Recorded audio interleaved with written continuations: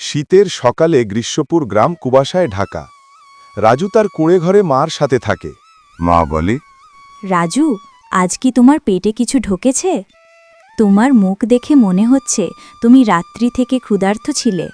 রাজু বলে, না মা, আমি খেয়ে নিয়েছি। দেখো, আমি একেবারে সুস্থ।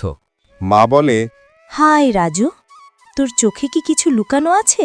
গাল বেঁকেছে, আওয়াজেও শক্তি নেই, আর বলছো খেয়ে নিয়েছ? রাজু বলে, মা, ক্ষুধা থাকলেও আমি সহ্য করব, তবে তুমি কাঁদলে আমি সহ্য করতে পারবো না। তুমি চিন্তা করো না, জঙ্গলে হয়তো ফলমূল পাওয়া যাবে। আমি ছাগলগুলো চড়িয়ে খাবার খুঁজে নেব। মা বলে, কতদিন রাজু, কতদিন ভরসা রাখবে যে ঈশ্বর আমাদের সাহায্য করবে? মানুষকে বাঁচতে হলে রুটি দরকার। রাজু বলে, আর কিছুদিনই মা, একদিন ঈশ্বর আমাদের কথা শুনবেন। রাজু ছাগল নিয়ে বের হলো। গ্রামের চৌপালে বসা লোকেরা তাকে দেখে হেসে উঠল।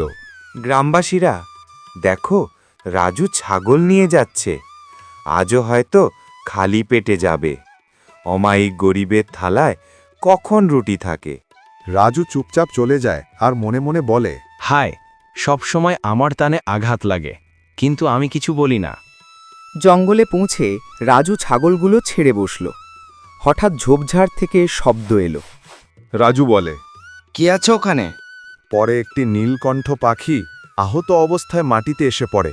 রাজু বলে, ওরে, তোর কি হয়েছে? ভয় পেও না, আমি তোর ক্ষতি করব না।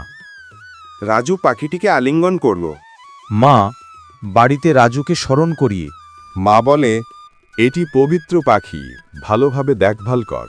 রাজু পাখির পাখায় হলুদ মাখিয়ে তেল লাগাল, পানি দিল এবং পাশে বসল।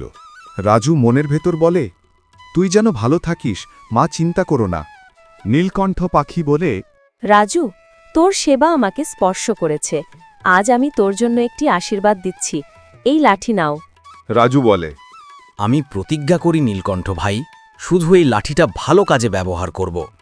পরের দিন জঙ্গলে রাজু ছাগল চড়াচ্ছে।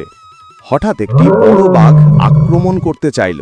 রাজু লাঠি নিয়ে বলি, হে ঈশ্বর, শিশুরা যেন বাঁচে। তারপর তার হাত থেকে লাঠি মাটিতে পড়ে এবং বাঘ পালালো।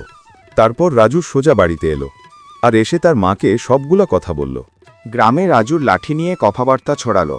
হঠাৎ একদিন কালুরাম এসে রাজুকে বলে, লাঠি যদি আমার হাতে আসে, আমি পুরো গ্রাম নিয়ন্ত্রণ করব। রাজু বলে, না, লাঠি কেবল মানুষের সাহায্য করবার জন্য। লোভ করলে লাঠি অদৃশ্য হয়ে যাবে। রাজা তার দরবারে ডেকে আনলেন রাজুকে। দেখাও তোর লাঠি, খাদ্য দেখালেও স্বর্ণের পাহাড় বানাও। রাজু বলে, রাজা, এটি শুধু ক্ষুধা দূর করার জন্য, লোভে ব্যবহার করা যায় না। হঠাৎ করে নীলকণ্ঠ পাখি এসে বলে, রাজু, তুমি লোভে পড়লে, লাঠি ব্যর্থ হল। আসল শক্তি হল সৎ হৃদয় ও দয়া। রাজু বলে, হে নীলকণ্ঠ ভাই, আমি ভুল করেছি। আমি শুধু সাহায্য করতে চেয়েছিলাম। গ্রামবাসীরা বলে, রাজু, তুমি সত্যি মানুষ। লাঠি হারালেও মানবতা হারাওনি।